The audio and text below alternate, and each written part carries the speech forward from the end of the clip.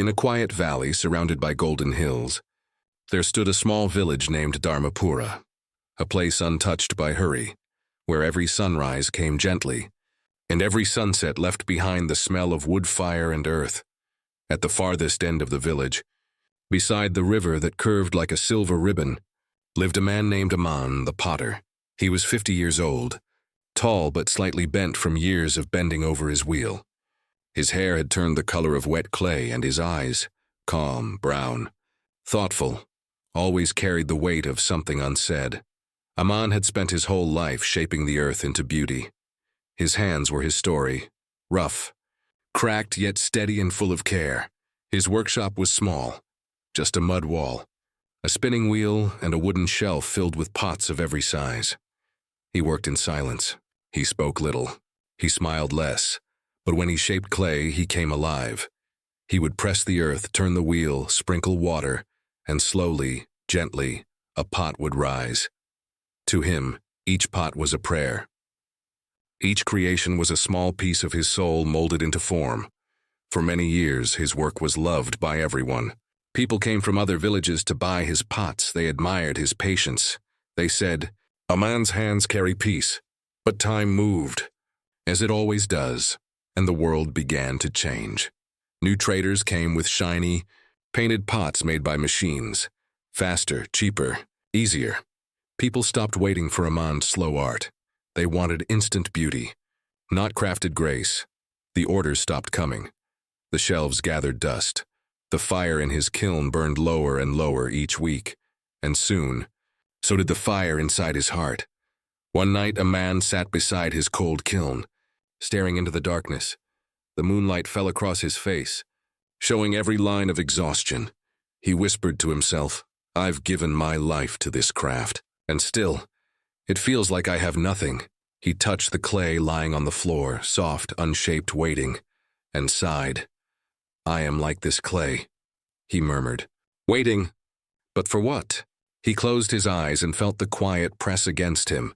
He couldn't sleep. He couldn't rest. He couldn't breathe easily. Every morning he rose again, forced himself to spin the wheel and shaped another pot. But his heart wasn't in it anymore. He worked out of habit, not hope. And one morning, as the dawn light brushed through his doorway, Aman made a decision. He said softly, "This will be my last pot." He took a deep breath and began to work. His hands moved automatically, the way they had for years. The wheel spun, the clay rose, the shape formed, but before it could dry, before it could live, Aman's trembling hand slipped.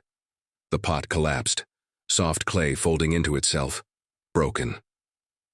Aman froze. Then slowly he whispered, "Maybe, I'm done." He walked to the river and sat there, staring at the reflection of the morning sky on the water.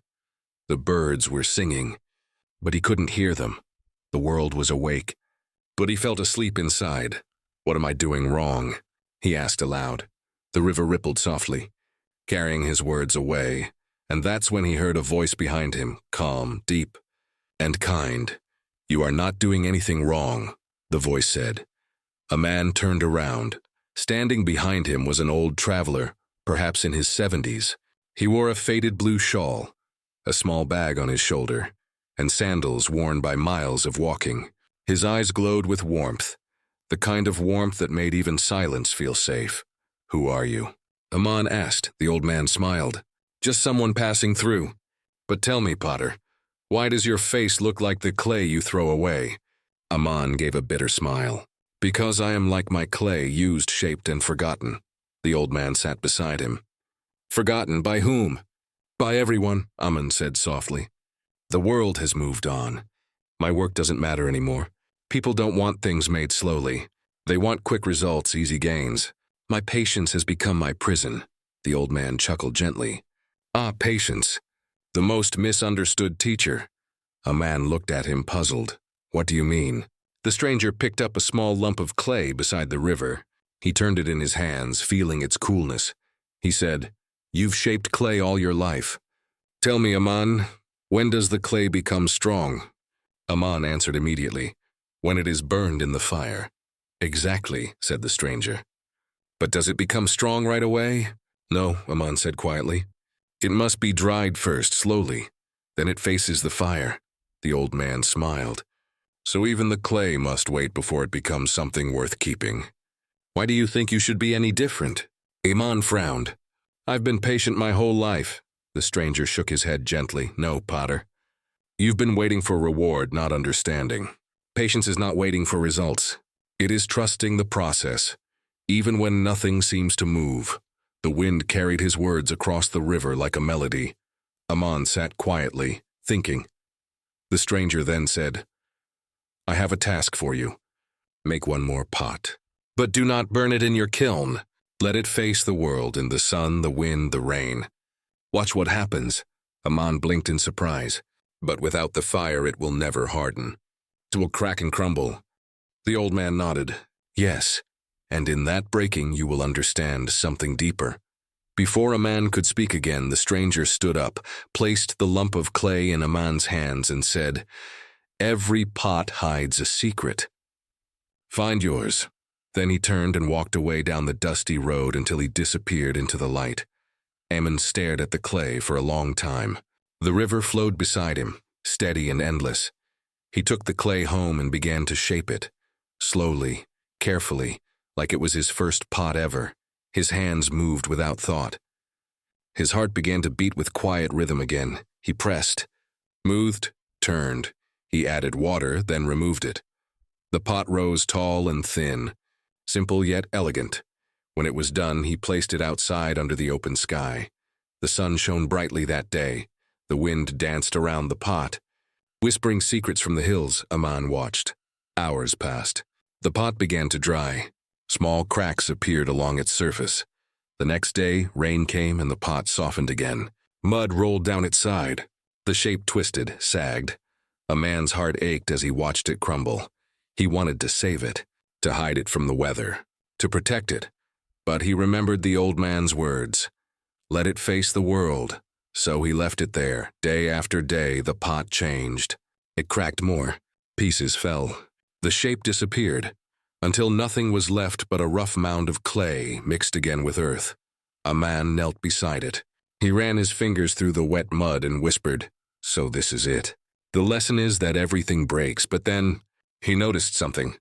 Beneath the broken clay, the soil had turned richer, softer. Tiny green shoots were growing.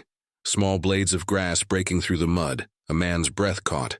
The clay that broke had given life. He sat there for a long time as realization bloomed in his heart. The next morning, Aman woke earlier than usual. The village was still asleep. The air was cool and clean.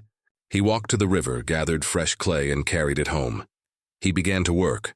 Not for money, not for fame, but for the quiet joy of creation. He worked slowly. His hands moved like flowing water. He didn't rush. He didn't compare. He didn't think about who would buy the pots. He simply shaped them. For the first time in months, his heart was light. Each spin of the wheel felt like a heartbeat, each pot like a song. As the sun rose higher, light poured into his workshop. It touched his face, his arms, his work, everything bathed in gold. Aman smiled softly. He whispered, The clay does not rush. Why should I? He realized something profound. The purpose of the potter is not to control the outcome. It is to trust the process. The cracks, the waiting, the fire, they all have meaning. By afternoon, Aman had made 6 new pots, each one slightly different, each one imperfect, but alive. When the villagers passed by, they saw him working again, the same quiet potter, but something in his face had changed. There was peace there now. A little boy stopped and asked, Uncle Aman, why do you still make pots when others don't buy them? Aman smiled. Because each pot teaches me something new. What do they teach you? The boy asked. He paused for a moment, then said softly, They teach me patience. They teach me purpose. They teach me that everything beautiful takes time. The boy smiled, though he didn't fully understand, but one day he would. Weeks passed. Aman's pots began to attract attention again, not because they were flawless, but because they felt different. Each pot seemed to carry warmth. Each one told a story of waiting, of endurance, of calm. Travelers passing through the village stopped to look. Some bought his pots. Others simply stood there, watching him work, mesmerized by the peace in his movements. He became known again, but this time, he didn't care for recognition. He cared only for the quiet joy that came with shaping life from earth. One evening, as the sun dipped behind the hills, Aman lit his kiln. The flames glowed orange and red, dancing against the twilight sky. He sat beside it, feeling the warmth on his face. The air was filled with the scent of clay, fire, and calm. He thought of the old man, the traveler who had changed his life. "Whoever you were," Aman whispered, "thank you for showing me the secret." He looked at his hands, covered in clay, and smiled. "They say every pot hides a secret," he murmured. "Now I know mine. It's not in the shape or the color or the sale. The secret is in the waiting, in the faith that time will do its work." He closed his eyes and listened to the crackle of fire, to the soft breath of evening, to the rhythm of his own heart. The world was still moving fast, but he no longer chased it. He had found his peace, his purpose, his patience. Peace in life. We are all potters, shaping dreams, relationships, and goals. We want them to form quickly, to dry fast, to be perfect right away. But clay doesn't work that way, and neither does life. Sometimes we must let things sit in the sun. Sometimes they must face the rain. Sometimes they must break, and so that something new can grow in their place. Patience is not passive. It's not about waiting endlessly. It's about trusting that every moment, even the hard ones, are shaping you for something greater. So keep shaping, keep believing, keep trusting the fire, because one day you'll look back and see every crack, every pause, every moment of doubt was part of your design. If you liked this story, please give it a like and share it with your friends. And don't forget to subscribe to the Thrive Motivation for more inspiring stories like this. Until next time, stay hopeful and stay strong.